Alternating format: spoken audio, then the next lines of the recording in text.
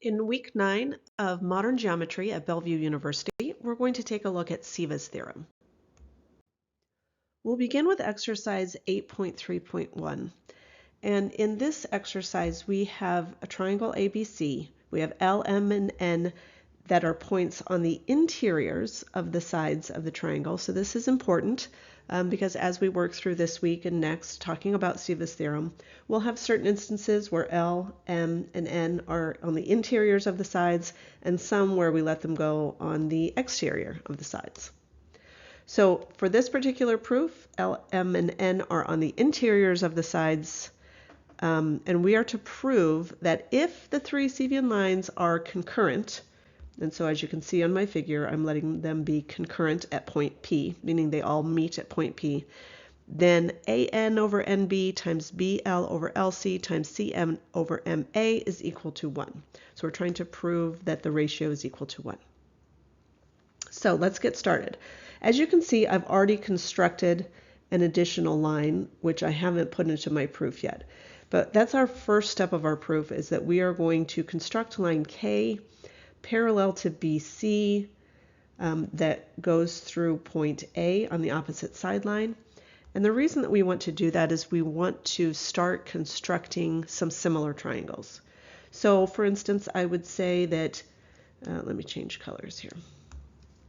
I would say that angle ASN is congruent to angle BCN, and that is by the alternate interior angle theorem, because I've already said that those lines are going to be parallel.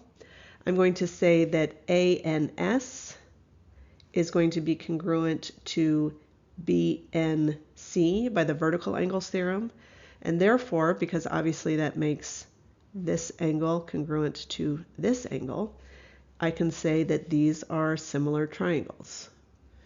So I'm going to say that SNA is similar to CNB.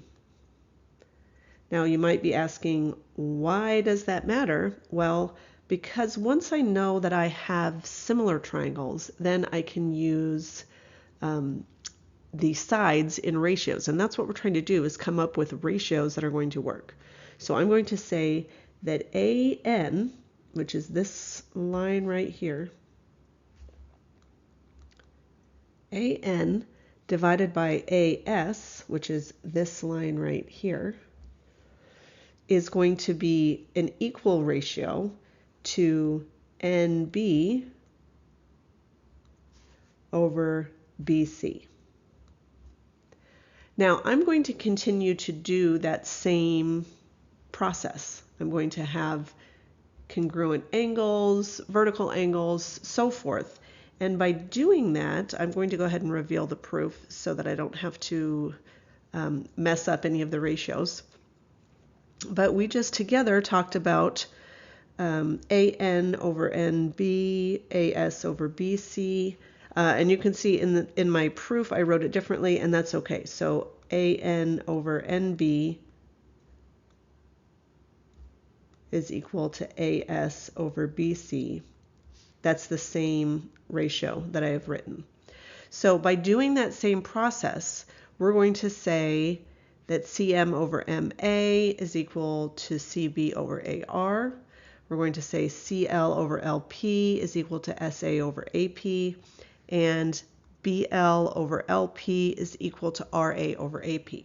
So again, was that a lot of work that I kind of skipped over? Yes, but in proofs, it's best not to get too wordy. If I'm following the exact same process to show that two triangles are similar, and then using the same reasoning for showing that ratio, then you don't need to waste your time writing everything out. So here's the tricky part. So now I have all of those ratios. So now I'm saying if I take BL over LP equals RA over AP, and I divide it by CL over LP equals SA over AP, as you can see, I would have BL over LP, and I would divide it by CL over LP. And on the other side, I would have RA over AP, and then I would divide it by SA over AP, And we can see that's where we get BL over LC and then RA over SA. Now, what I have is I'm going to take BL over LC equals RA over SA. And then I'm going to use, let's see, where's the other one? AN over NB is equal to AS over BC. And then I have CM over MA is equal to CB over AR. And if you'll note, on the right-hand side of this equation, AS and SA would cancel, BC and BC would cancel, RA and AR would cancel, so I have my ratio of 1. Since we don't have much to do in GeoGebra this week, I did assign you 4 proofs. We just went through one of the assigned proofs together. For another one, this is 8.3.3, I'm just going to give you some hints, but I don't want to do the proof with you. But I think it'll be pretty straightforward once we go through the hints. So here we have a triangle ABC with proper Cevian lines AL, BM, CN concurrent at P.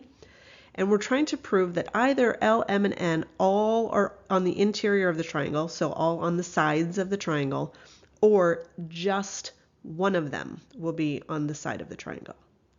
So to begin our proof, I'm going to include the words, divide the exterior of triangle ABC into 6 regions, numbered 2 through 7. Let the interior of the triangle be region 1. And as you can see, I have 2 figures for you. So for case 1, we're going to let P lie on the interior of the triangle. And then you're going to use the crossbar theorem, and that's just going to be the only proof, the only hint of that proof I'm going to give you. Once you look up the crossbar theorem, I think it's going to be pretty straightforward.